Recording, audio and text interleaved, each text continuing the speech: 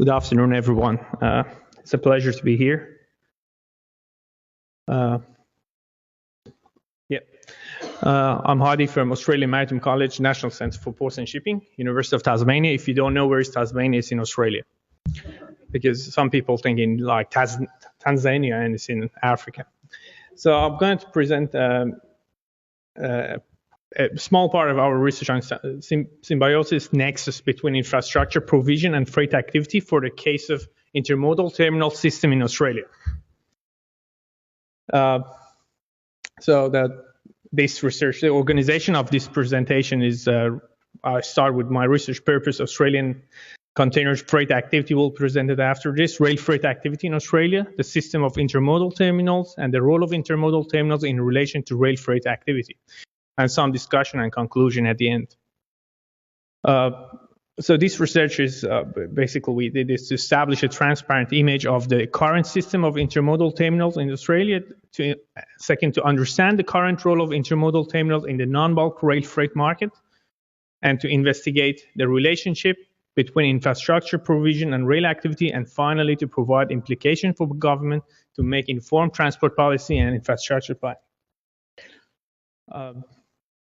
For those who are not, first of all, I'm very, very happy that we have a transport-focused session because transportation is a really important part of infrastructure management. Intermodal market delivers the same meaning of non-bulk freight market, so don't get confused. Intermodal market is the fastest growing freight task in Australia. It has been tripled over the past 30 years, and it's projected to grow by triple again in the next 30 years. So it's interesting that the speed is actually faster than the Australian population growth, but also the GDP growth as well. Unfortunately, rail has lagged behind the road sector. Rail share has remained only around 14% of the total non-bulk or intermodal freight market.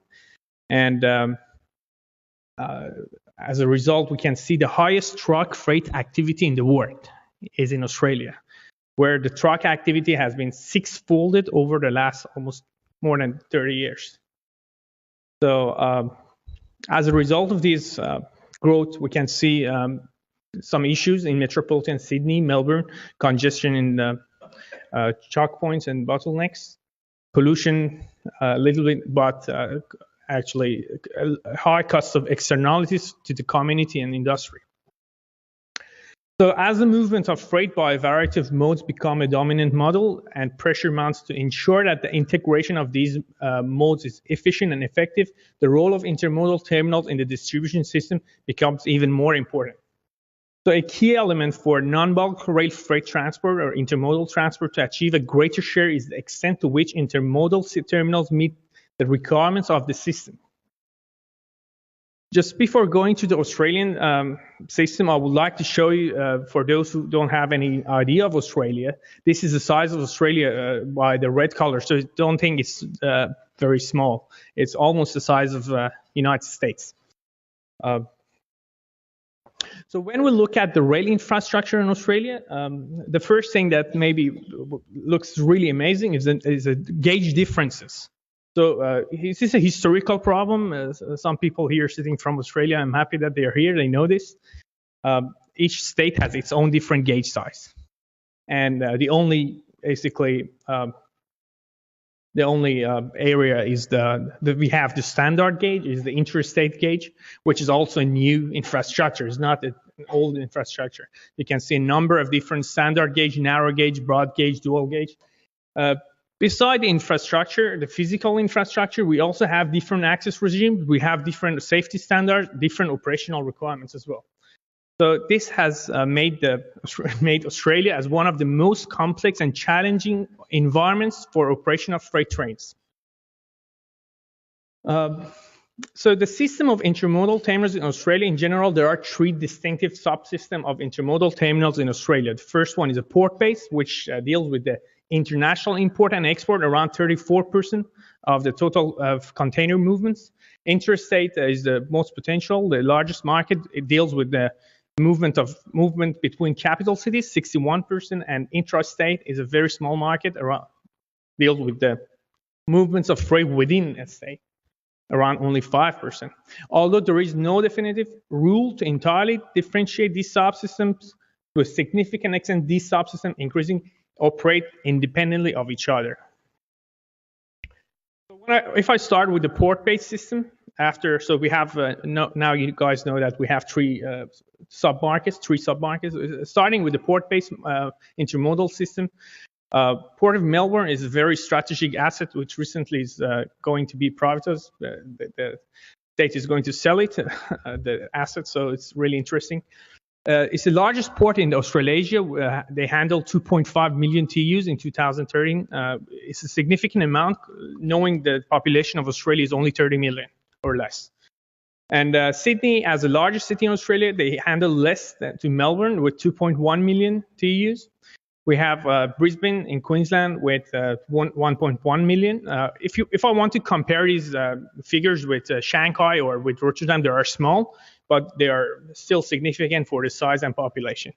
So in Western Australia, we have Fremantle, Perth, around 700,000 TEUs, and Adelaide in South Australia for less than 400,000.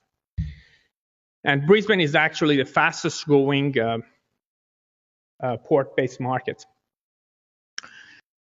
So the port-based market, in the port-based markets, the port-based markets subsystem provides an opportunity to shuttle trains from the port to the inner hinterland and vice versa. So the number of containers carried by rail in or out of the container terminals over a period of time is an indicator of these movements. Interesting is,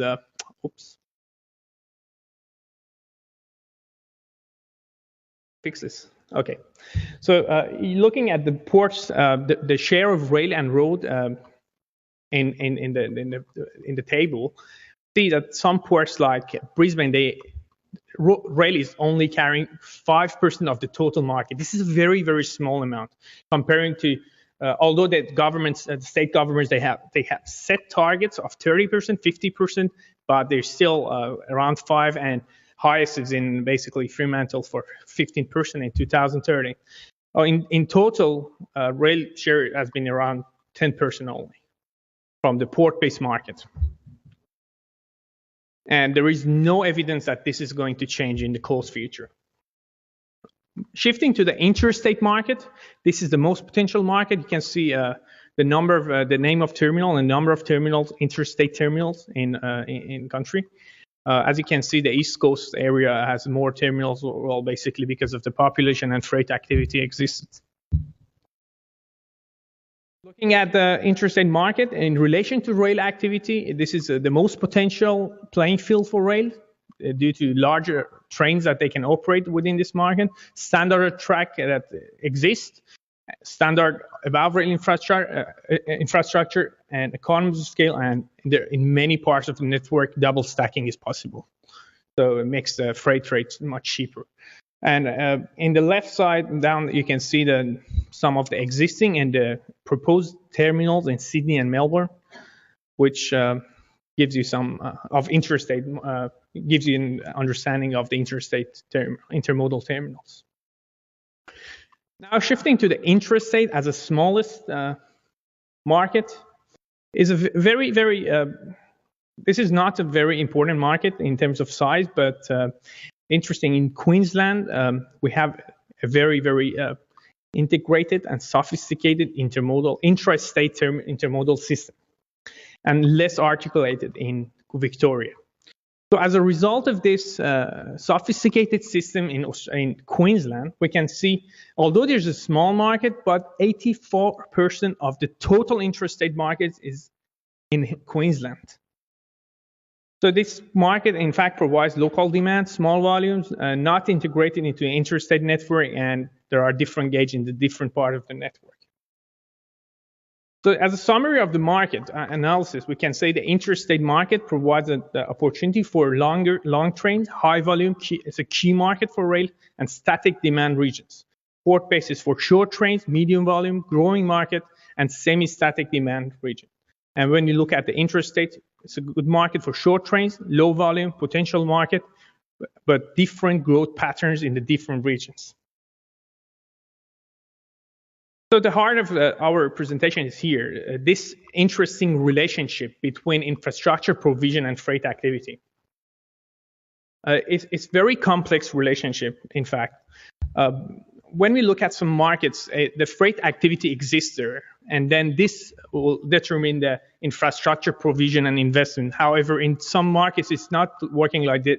It's the infrastructure that brings the freight activity by creating jobs, facilitating trade, or regional development. So when we look at the intermodal market in Australia, the port-based market is where the freight has been there for many, many years, and actually this brings competition to the market, and different players start establishing new infrastructure, such as intermodal terminals or rail sidings in the port. But when we look at the intrastate market, is a market that is basically the infrastructure provision is bringing the market, is establishing and creating the market. This was evidenced in Queensland, where the sophisticated intermodal terminal system results in 84% of the total intrastate movements in the country. This is really interesting. So, as one of the basically findings of this research is identifying the key impediments of these different systems. So in the port-based market, poor connectivity, port connectivity is one of the key impediments. Lack of dedicated freight corridors and high terminal charge. In the interstate market, the bottleneck in urban areas, short distances to ports and intermodal terminals, and monopolistic behavior of operators. The intrastate market, shortage of intermodal terminals and other facilities, low demand, and changing demand patterns were the key impeding areas. As a concluding remarks and recommendation, first of all, the share of rail in port-based container flows remains steady at about only 10 times lower than those for roads due to poor rail connectivity to ports, but also the freight trains must pass through the congested parts of the rail network. The high cost of stevedoring, siding, shunting, and administration associated with the operation of rail freight in ports. Second, for the intrastate movements, intermodal terminals are key facilities for rail to achieve a greater share. As I say, it was evidence in Queensland. Number three, the fragmented and disjoint nature of rail infrastructure in Australia, such as track incompatibility, being a key impediment for the rail industry to be a competitive mode of transport. This highlights, in fact, the critical role of intermodal terminals to improve this by efficiently and effectively facilitating the interaction across the different transport modes. Number four, interstate market is the sub-market in which rail can demonstrate advantage. A greater market share and improved service quality can be achieved by improvements in below-rail infrastructure, especially in North Sydney, and establishment of the new intermodal terminals and enhancement of the current facilities, especially those located in the metropolitan areas. And then finally, I believe that the relationship between infrastructure provision and freight activity must be understood in each market before any infrastructure planning and investment decision.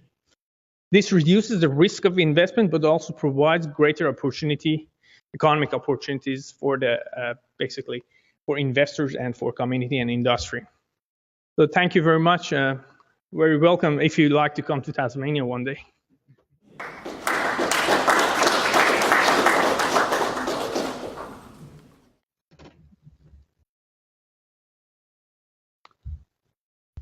Okay, good afternoon. I'm Dave Flanagan. I'm going to talk about seaports and also talk about critical infrastructures and their interdependency within the seaports. So we take some motivation here to be able to look at both the critical infrastructure, the different sectors. You heard about that at lunchtime today. You had 16 different sectors, and how some of those are interdependent within each other. We use this, and that's motivation to be able to help provide this methodology to be able to help sort of bound the problem, look at these interdependencies, model them, and then actually try to make some sort of assessment, a little more quantitative versus just a qualitative. I think these are some of the sectors that are important, and really, you need to be able to understand why. So we use this methodology. We wrap it up with a case study from a seaport area, looking both at the intra and inter critical infrastructure sector interdependencies. And then our thought here is to be able to use this to be able to look at how many different sectors are in different combinations to be able to say this is more important to some different missions than others, and hopefully show quantitatively why. Okay, so some of the literature that you can look through researching this issue. Part of it is also graph theory. So for the math folks out here, you've got nodes and links, or nodes and arcs. You can think about these as nodes as being those physical parts like substations, water pumps, cell phone towers, and neighborhoods. And the links are really the ones that connect in between them. So you can think of it as transmission lines, water mains, other tower coverage, and also roads.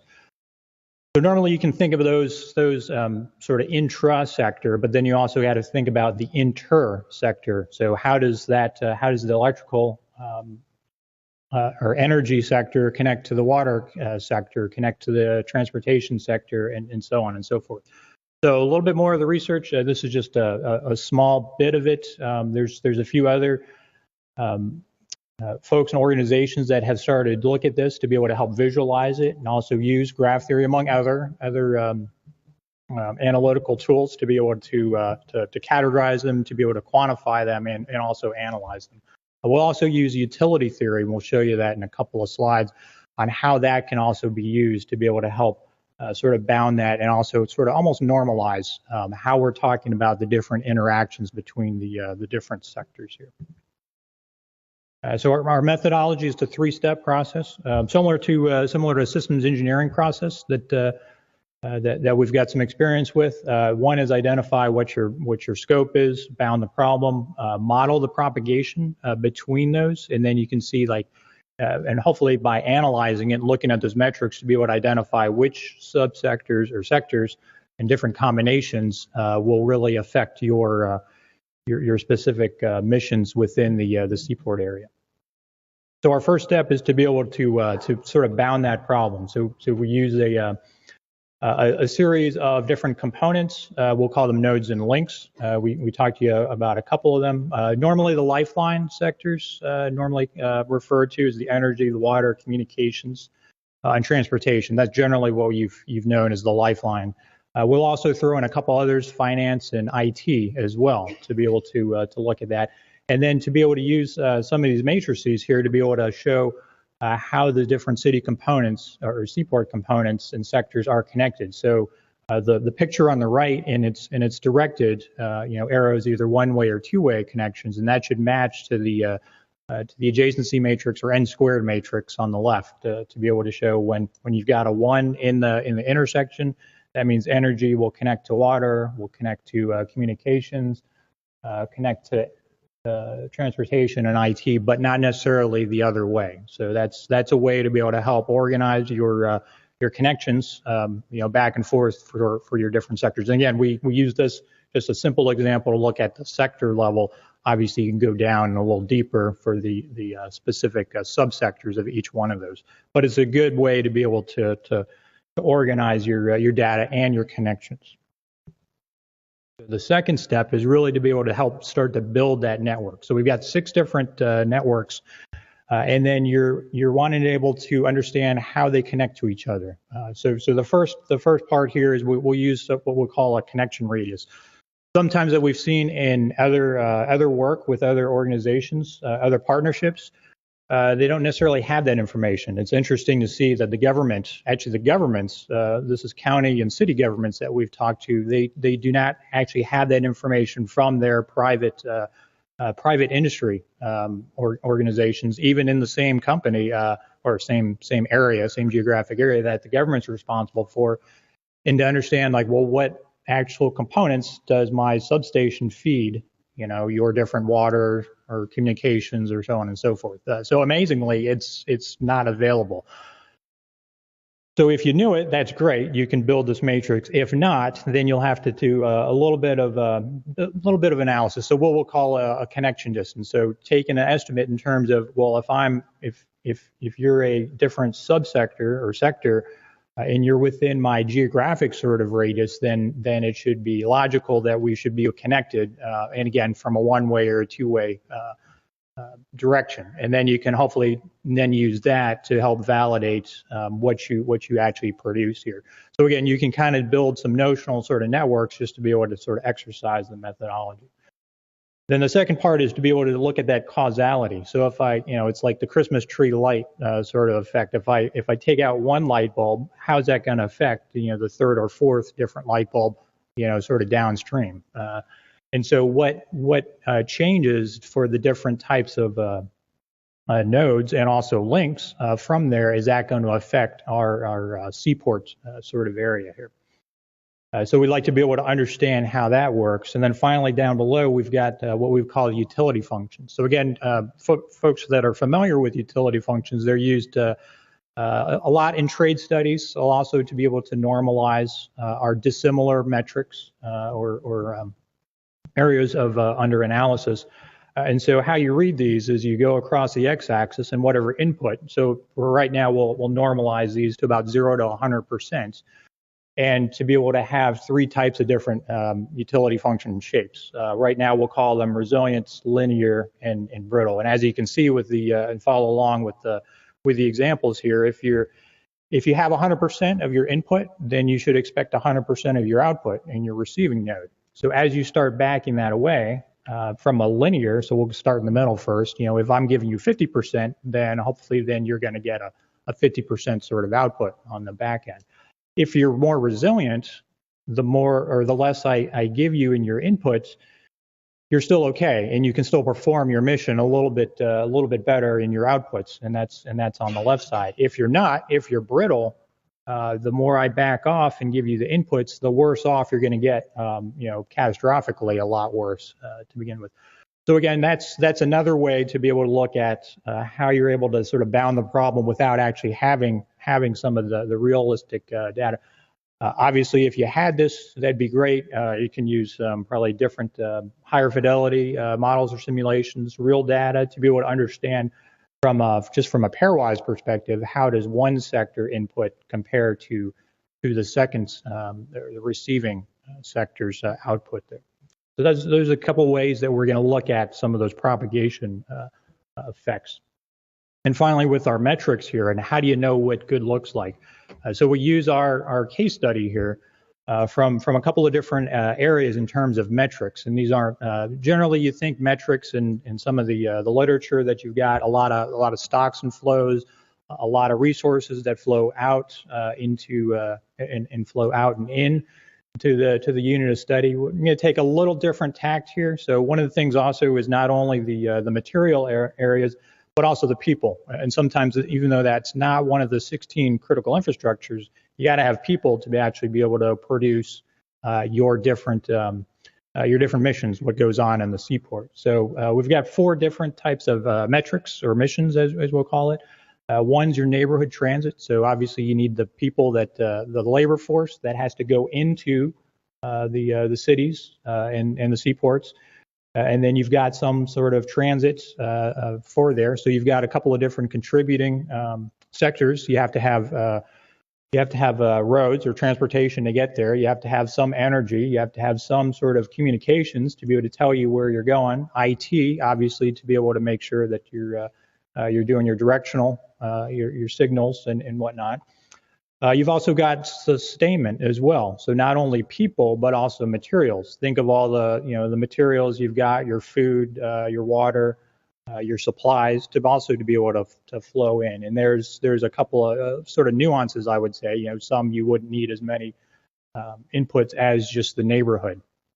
And then finally, the outputs for this part is more of the rail and the road transportation. We'll show you in the next slide. In terms of the Port of Baltimore, and they've got different modalities to be able to both input, accept, process, and then also export out by rail and road. And there's different areas for there. So to be able to visualize these, and again from a different sort of either bar chart, network graphs, those type of things, what we thought of for this presentation is more of a heat map. So kind of where are those islands of goodness and where are those islands of badness. And then when you start tweaking your Christmas tree light, so to speak, where is it going to be good and where is it going to be bad? And, as you start to look for the different combinations, could that provide some different insight to the decision maker on where to be able to invest for making it a little bit more resilient based on the condition? So like I said, we use this methodology to be able to look at from a seaport case study. As you can see, the Port of Baltimore has got a lot of different ports. They have different cargo, both containers, both cars, your roll-on, roll-off, your bulk. And those take a couple of different ways to be able to get out of the city, both by your highways, your interstates, from your sea, obviously, and then also rail as well. And so we'll look at sort of building some of those, as we talked about from our previous slide, with some of the different missions, we'll call it, and your different sort of combinations. So we don't show you here sort of the different weighting sort of characteristics from each of the different sectors that contribute to making those different the different missions. But you'd like to be able to take 6 different sectors, and then with the combinatorial effect to be able to look at how much of those different networks you can really adjust and perturb to be able to understand how well your missions will go. So again, this is just a representative. This is just our notional sort of network, and kind of think about that sort of connection radius that are at each sort of a point, and some of those. So here we do is just show what's connected within each of our sectors. And then obviously as you put all 6 of them on top of each other, now you're building a very rich and complicated network to be able to understand which of the 6 sectors connect to each other from a node and a link perspective. So we just show you just the 6 here, just to be able to show you simply. And then as you start to build this is about 219. So think of a 219 by 219 sort of a matrix, with ones and zeros, what's connected, what's not, directionality. And then now you're able to start perturbing it, again, from difference from your resilient, from your linear or your brittle sort of relationship between those ones that are connected. So obviously you can get a lot of different unique inputs, 729, if you do the full factorial of these different run matrices, and you can show something that can be generated something like this. So this is just one example of that heat map, as you can see. And again, you've got sort of a notional sort of scoring, whether it's good, green, sort of average, sort of we'll call that blue because blue showed up better than yellow, and then poor sort of capability, and that's sort of red. So within each one of those nodes, you've got the different weighting combinations, and then as you start to tweak your different inputs, because that's one of the, out of the 729, you've got different sort of inputs that you're starting with, how they propagate through not only their sector, but also the other sectors that are connected, and you do one sort of run, one pass through, and then you've got some level of a heat map as an example. Obviously, you can go on beyond this and start going through multiple time sort of steps because some of them are acknowledged to not be as quick as others, and some will be, very, very fast. Something like electricity that happened really quickly, and then you're able to be able to show, like, from your different metrics, where would my neighborhood, transit be affected? Where would my supplies or sustainment be affected? And then also with the rail and also the road networks also. So that's just an example, as you could expect, as we started to build some of the rule sets. Communications would play a large contribution for those first 2 metrics. Again, the neighborhood and the sustainability to the city and the seaport, because you got to provide information, and also how you're describing the network and their connections.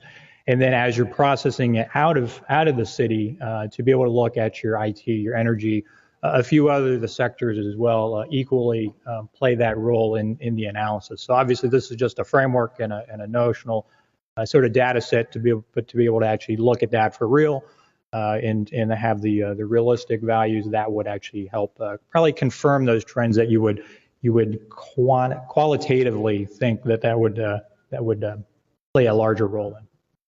Okay, so that's just an example of the methodology of how we've looked at the interdependencies, looking at the metrics kind of a little different way than probably what you've seen earlier today. but looking at different sectors, and you got to look at multiple sectors, not just the traditional lifeline ones, but some of the other ones. And we've also looked at it from a deterministic perspective now. Future work would look at it stochastically. Some you can also obviously start to think about some of your agent-based modeling and some of your different nodes as they start to represent both people, resources, supplies, information, to be able to start looking and visualizing those flows, or possibly a system dynamics way as well, to be able to understand, as I perturb one sector, it's going to affect others, and how does that cascading affect flow. Okay, and that's it. Okay, thank you.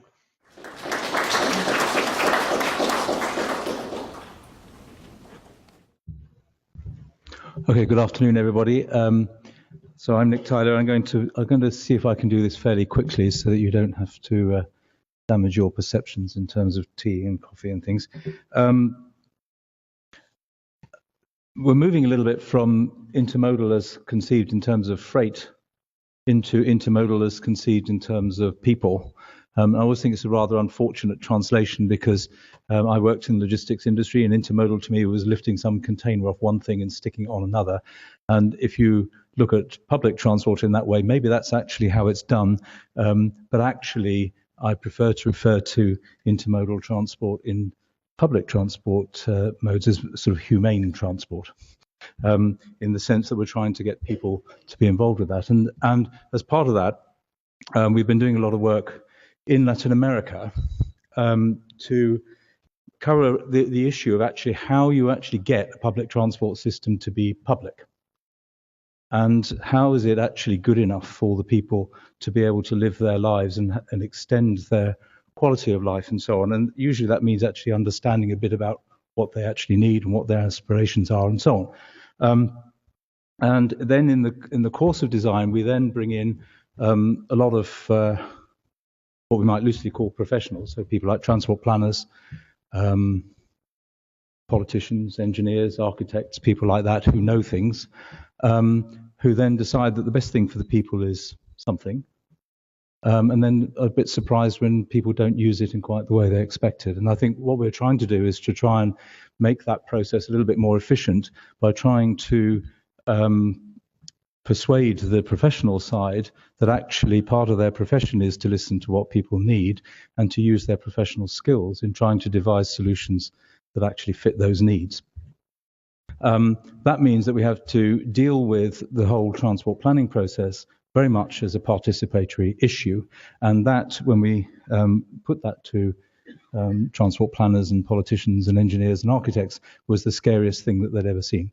So this was about a project funded actually by the Foreign and Commonwealth Office from the UK as part of their sort of diplomacy program in trying to encourage cities in this case in Panama and Colombia to reduce their transport carbon emissions, and how we actually encourage those cities to change their policies in order to do that. So we sort of start off with a concept, just to sort of kick off with the sort of way we currently do this sort of thing is we have some sort of top-down process that the professionals have skills, they do that, and they have the idea of an urban transportation system, and they sort of put that into action. And the great advantage of that is that in the main, you can do big projects. So if you want to build a metro, that's pretty cool.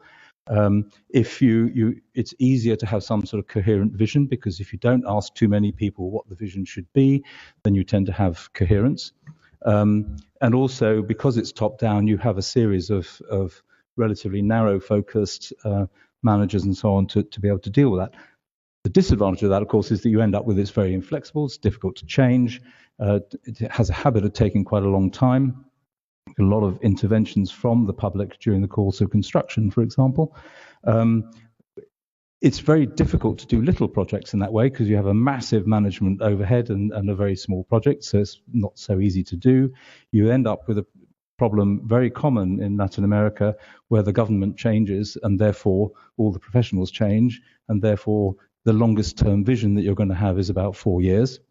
And if anything that's going to run over 4 years will just stop. And therefore you get no sense of the community itself having any support for what's going on. On the other hand, if we have a bottom-up system, if we went completely the other way, what you end up with is if you can engage the public in doing this and you have a sort of planning approach, you can get very high degree of community support because it's their project, they invented it. You can do things a bit quicker because you can get round processes a lot easier, tends to be cheaper, tends to be sustainable, and they tend to be flexible because they tend to be able to adapt as they go along because the main constituent of the process is actually the public.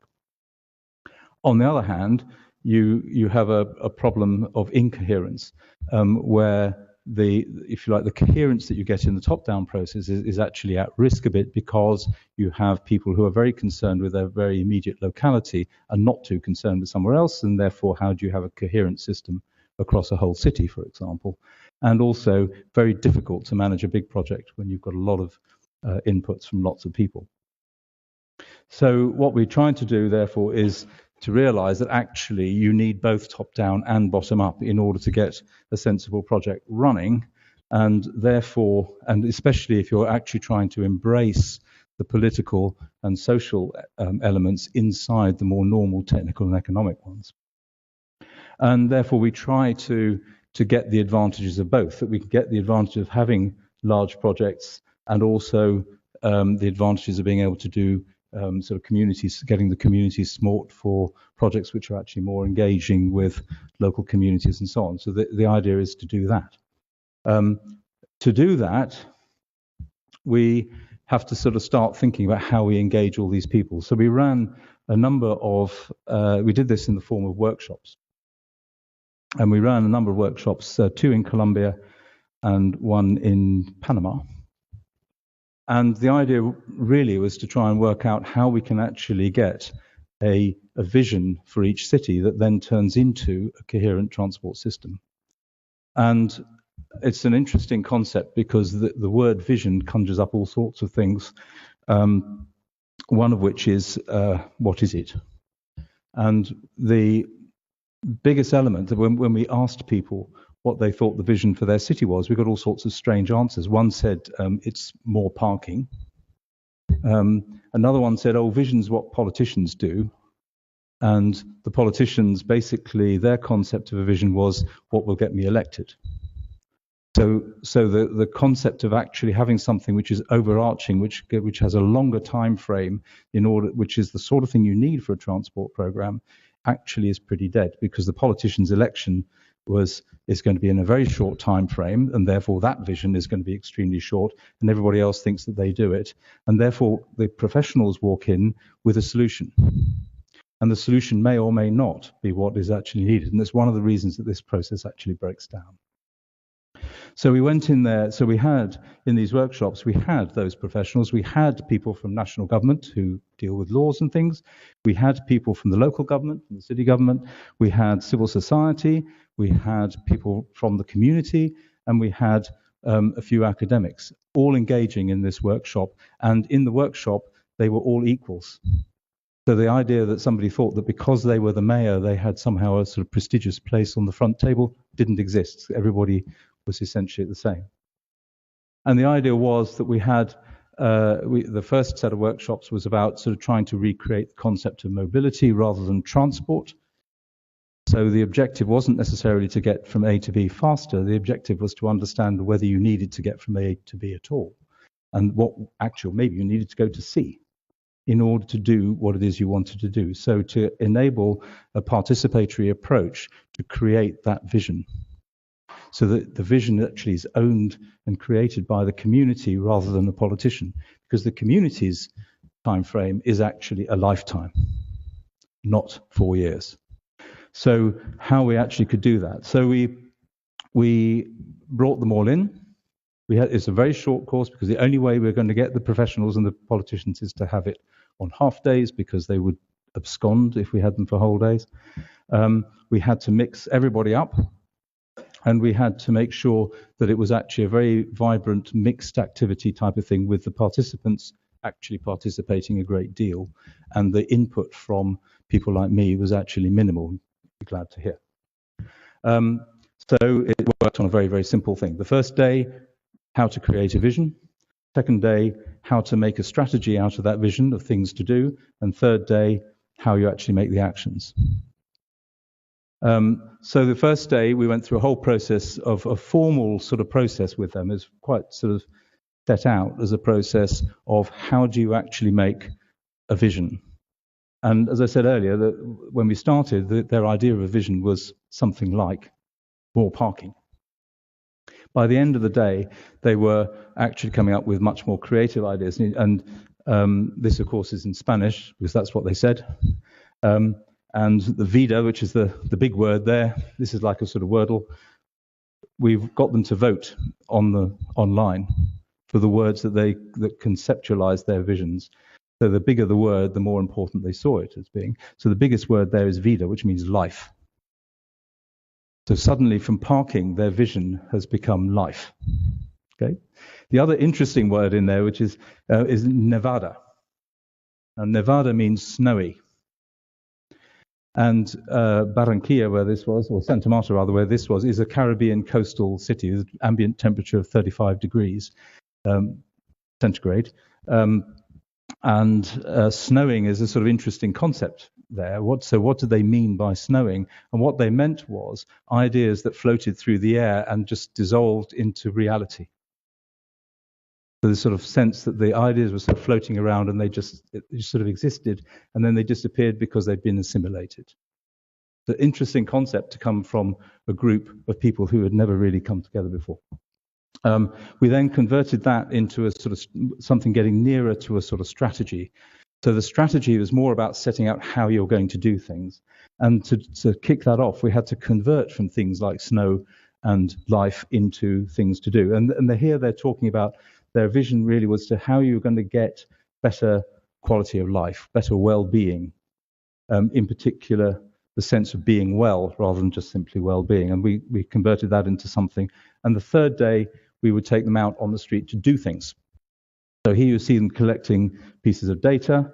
Here you can see them intervening. Now you have to remember that some of these people are people like the city planner and the law enforcement people. So we were out there doing illegal sign making on the street as part of the workshop because we wanted them to change the way the world went.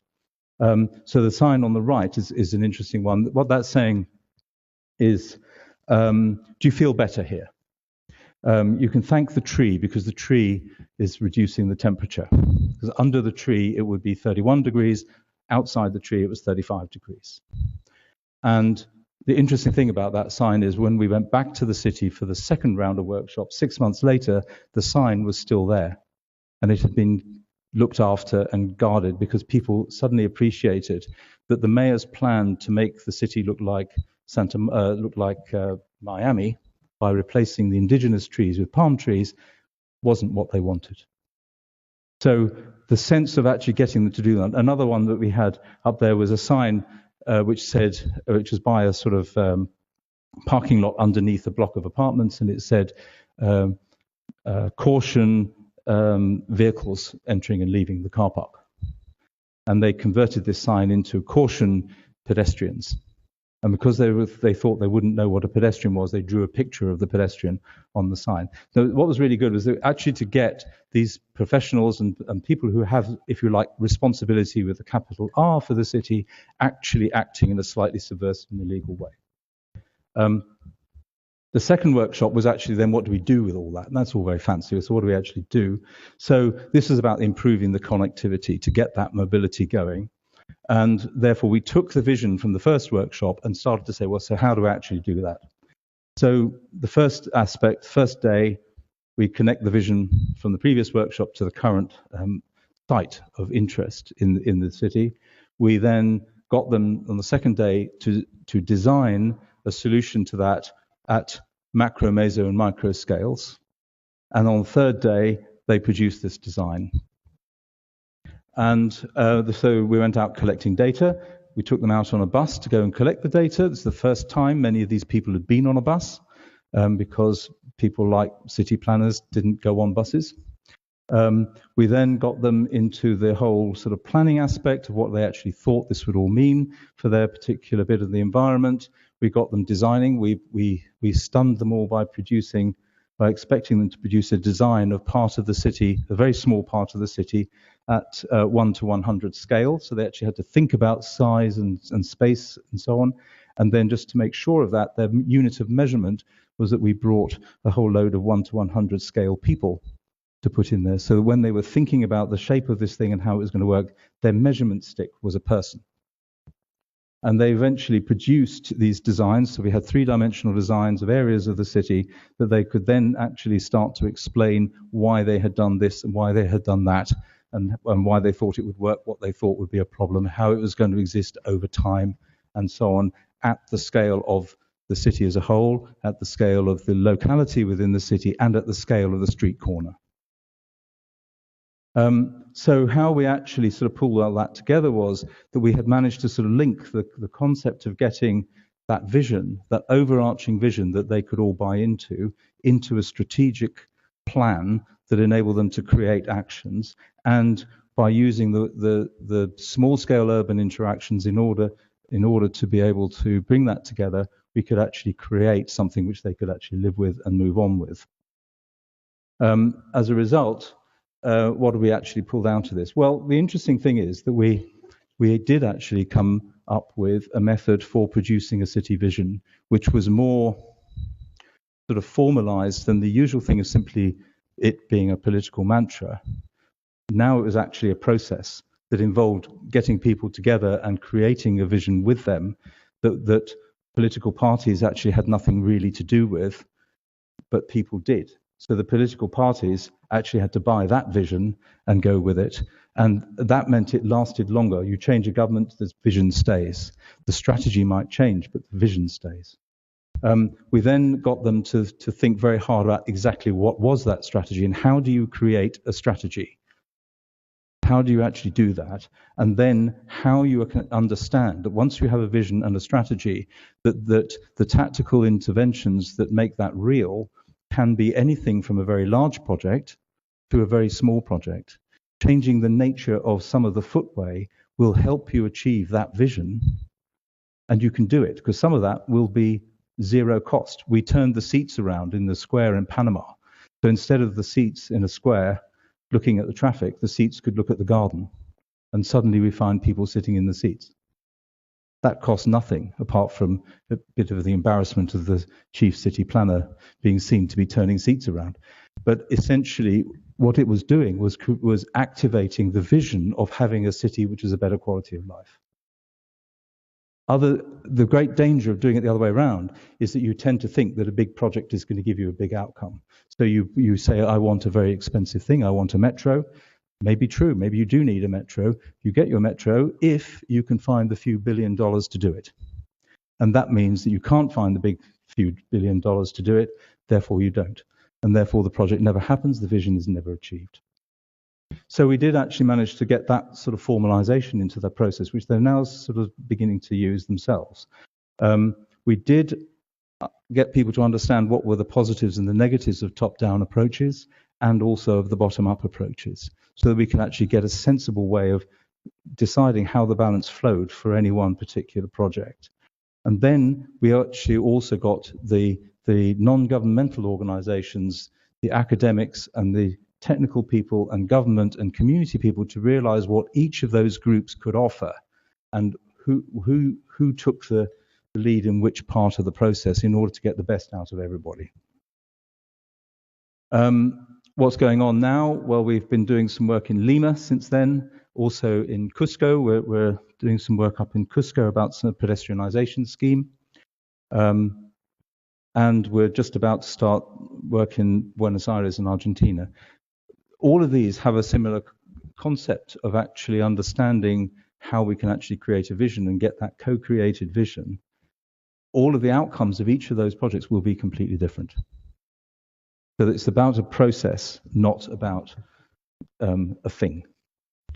And I think that's probably where I would leave it. This is a photograph of a musical bus stop in Santa Marta. You see this guy, this is a rapper gang that we found, and the sign on the pole behind them, this was a bus stop which had no sign actually, but the sign on the bus stop on the pole says it's a musical bus stop. And they were so intrigued by the idea of having a musical bus stop that they all signed it, and that was where they were going to do their busking for the day. So bringing the community into the engagement of how the city can work can actually help you get more outcome in terms of a sustainable future, because sustainability really all about the triple bottom line and all the rest of it. But first of all, sustainability is about people. Thank you.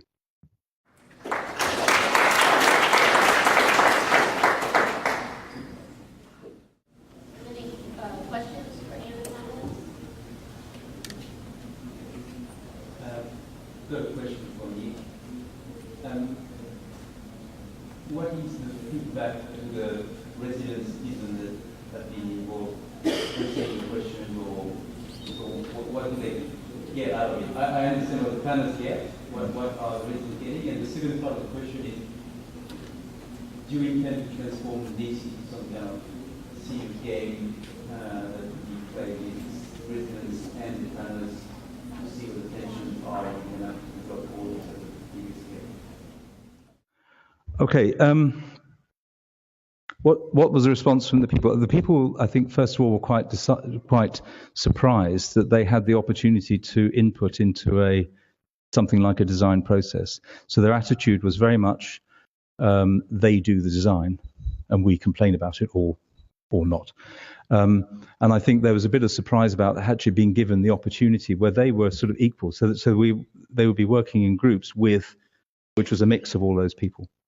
And it was interesting to watch the dynamic change during the course of the workshop in order to who actually had the power within the group. This is a very interesting group strategy. So the people actually became very pleased with that, and they felt that they could actually, and the fact that they didn't quite know how you built a bridge or how you would actually make the traffic signal work or whatever it was didn't matter, because they now knew somebody that they could talk to who could help them with that.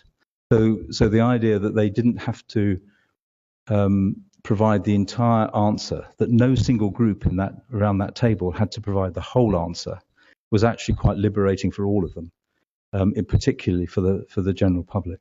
In terms of moving it on into a sort of game, yeah, I think that's an interesting one. We've looked at ways of expanding that. One of the big questions is, how do you scale it up? I could design the square in Panama in this sort of way, but what about the city of Panama, and how do you scale it across pieces? I think that's a work in progress, to be honest, but we are thinking through how we can do that, and we do have some thoughts about that by really getting people to be more conscious of the piece just outside their local communities. So the sort of mesoscale, I think, is actually quite a key one there. So you can start to get that sort of sense of looking a little bit more outwards, and also the sense of consistency and coherence. So it may be that you would like to have green bus stops, but somebody else would like to have blue bus stops. Maybe that's possible. What we need them to understand is what you actually need in a bus stop, and then does it matter if it's green or blue? And we can actually we're doing work on that in London. So Transport for London is working with us, or has asked us to work with them, I should say, on how we can actually design much more community-based idea of what urban infrastructure, including things like bus stops, actually should be like, and how then that plays across the entire city. And that's actually a very exciting opportunity, because London has 20,000 bus stops. So what might be suitable in one area of London may not be in another, but somebody travelling from the one to the other needs to be able to recognise the bus stop. So that sort of sense of doing it. So we're looking at how we can actually scale that in that way.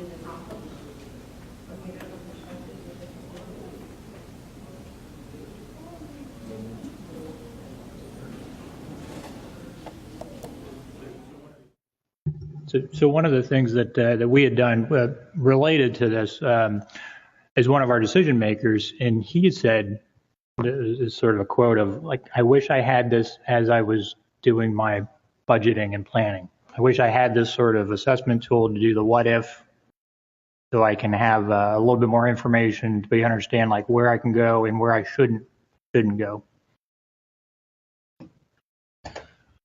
Well, for our case, I think one interesting part was the change in the growth patterns in different areas of the country. So I think mobility is key factor if the industry wants to deal with this. I think in our case, the change was interesting because overall the change was actually that people could no longer be in cars. And although the car ownership in those cities is actually still quite low, the ambition is to buy a car, but that is actually going to be completely unsustainable for those cities. So this was a sort of preparation, if you like, for the realization that car as the means of getting around these cities had to go. And therefore we had to think about how you get people who would really like to be in a car to be happy to walk or to use public transport. So the change that was actually coming down the track is actually a rather large behavioral alteration. And therefore, the approach that we took to that problem was to work, if you like, on the way of helping them create a sense of change that they owned, therefore making it easier to be able to bring in the more uncomfortable things later on because they're sort of understanding the parameters. So it's a sort of this sort of exercise, all that's about planning and all that sort of stuff, the longer deal was about actually how we change behavior and have people comfortable with having behavior changed, which is not an easy thing to do. But it's tricky.